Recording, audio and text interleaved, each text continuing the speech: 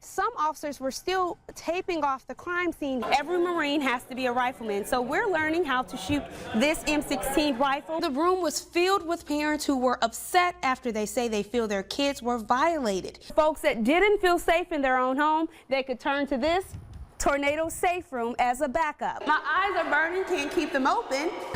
Trying to catch my breath here. But this is the experience that you'll have here at the gas chamber. There are a ton of activities, including this right here. They're serving up everything you see on this plate. They'll have to make sure that folks with wheelchairs have ways to get around this rubber mulch. Family and friends have started to gather to remember Justin King. Several volunteers stopped by to help out in Albany Pet Salon. People ask me, "Are you okay?" I'm like, "Okay." Sometimes I admit it that I'm not. The mother of a slain South Georgia police officer talks about car license plates that will honor her son. It's been 3 months since the police shooting that rocked Southwest Georgia when 2 young America's police officers were killed. Now some good is coming out of that tragedy. Earlier this month, we told you about a series of Back the Badge initiatives to increase protections and benefits for officers. One of those bills will become law if Governor Nathan Deal signs it, as he is expected to. WALB News 10's Re-Essa Rbuckels tells us how the mother of one of those slain officers is reacting to it. Jim, it was an emotional day for Jody Smith's mom, Sharon Johnson, who was happy to hear a Back the Badge license plate will allow her son's legacy to live on.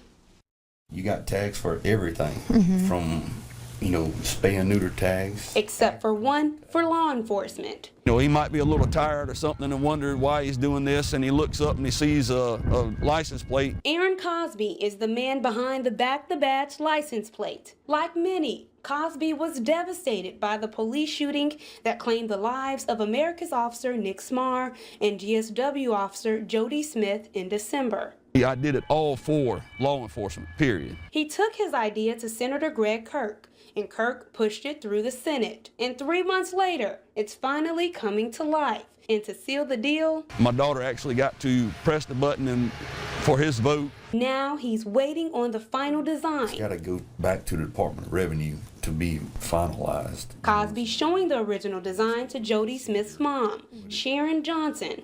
It'll be Back the Badge. Right. I'll be the first to stand up there and get one of those tags. Johnson was touched by the news.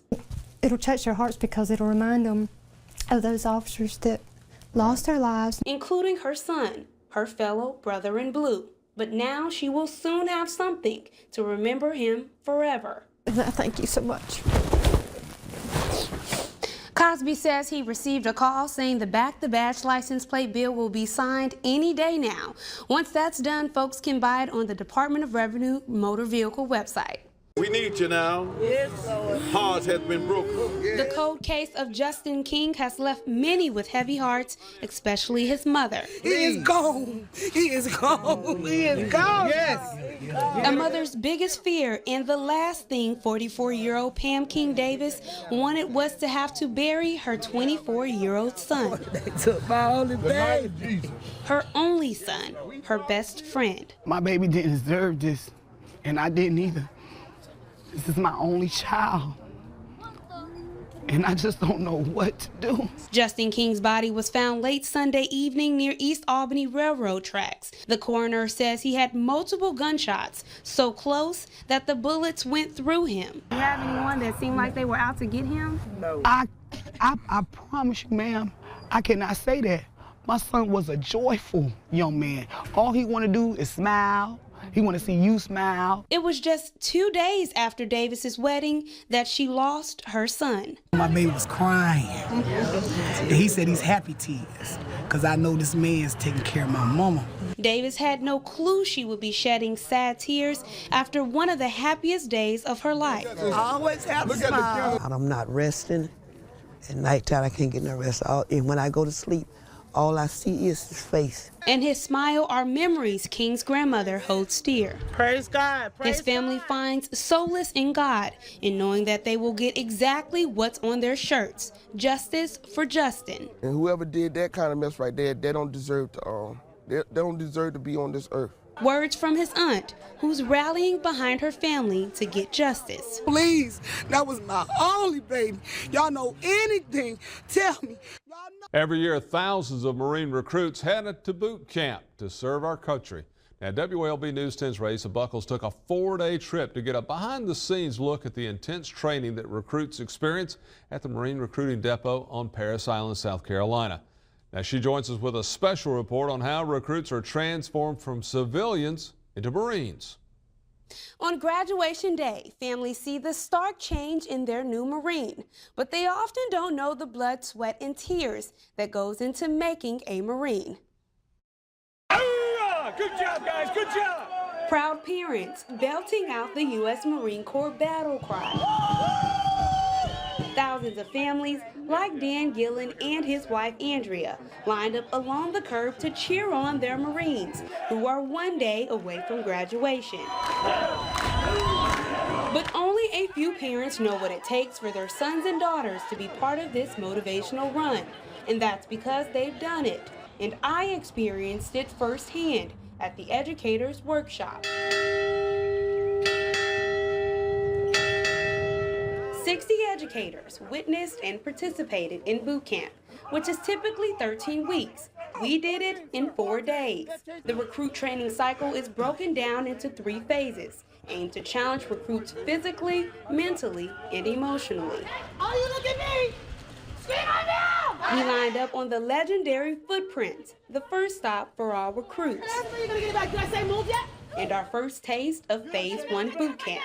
First phase is probably the most difficult because they're in shock. Drill instructor Staff Sergeant Simone King's sole job is to break down the bad habits of recruits. Okay, that's not max value. All you run that way right now. Like recruits, we were challenged to shed our individuality and think like a team.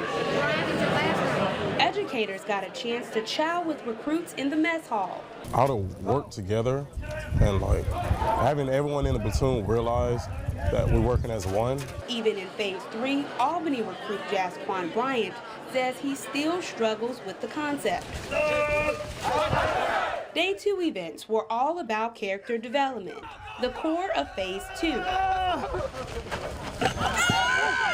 First phase, they struggle through it. They don't have the confidence to get through it.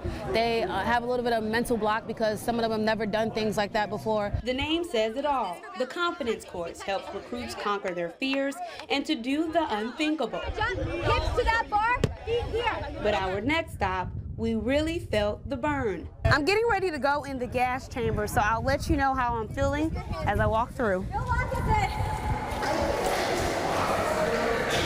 Starting to feel the heat. My eyes are burning, can't keep them open. Face is still burning. I can barely breathe. Trying to catch my breath here. But this is the experience that you'll have here at the gas chamber. And finally, the next feat, rappelling down this 43-foot tower. That hand behind your back, take that rope, put it over here for me. There you go. Now just run back. You can use your hands right now. Okay. Take your left leg. Day 3, our final day. It was fun, but I'm hurt.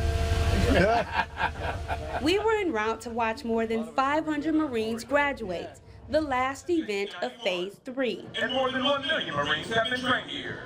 The emotional ceremony was a proud moment for families like the Gillens, who've waited 13 weeks to salute their Marines.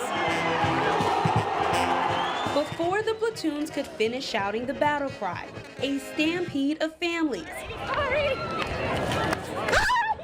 sprinted to their beloved Marines. This was a special moment for retired Colonel Dan Gillen and his wife Andrea.